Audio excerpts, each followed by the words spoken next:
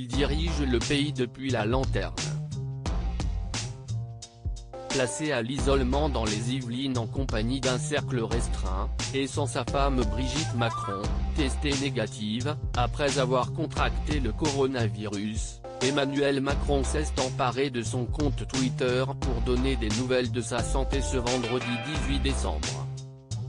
Vêtu d'un pull au col roulé noir et dans un bureau de son lieu de confinement, le président de la République a affirmé bien se porter. Je vais bien, j'ai les mêmes symptômes de la fatigue, des maux de tête, une toux sèche comme des centaines de milliers d'entre vous qui ont eu à vivre avec ce virus, a-t-il déclaré. L'occasion pour lui de souligner l'importance des gestes barrières et de la vigilance.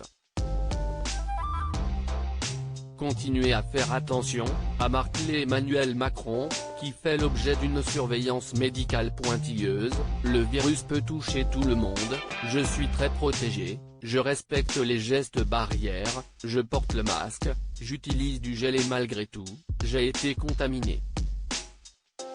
En effet, le chef de l'État est au centre d'un protocole sanitaire strict depuis les débuts de la crise provoquée par le coronavirus.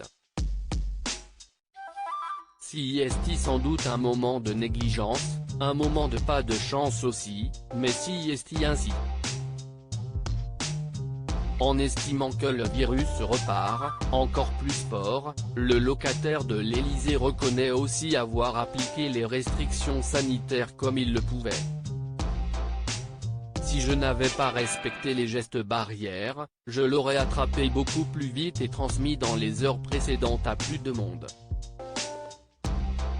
Ces cas contacts à l'isolement, une façon pour lui de rassurer aussi ses cas contacts, à savoir plusieurs ténors de la majorité, alertés dans la foulée de son dépistage.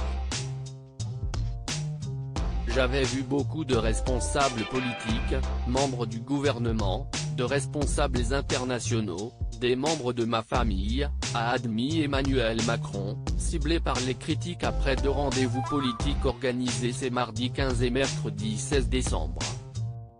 Des figures politiques à l'image de Jean Castex, de nouveaux cas contacts, Richard Ferrand, Christophe Castaner, François Bayrou et Stanislas Guerini, entre autres.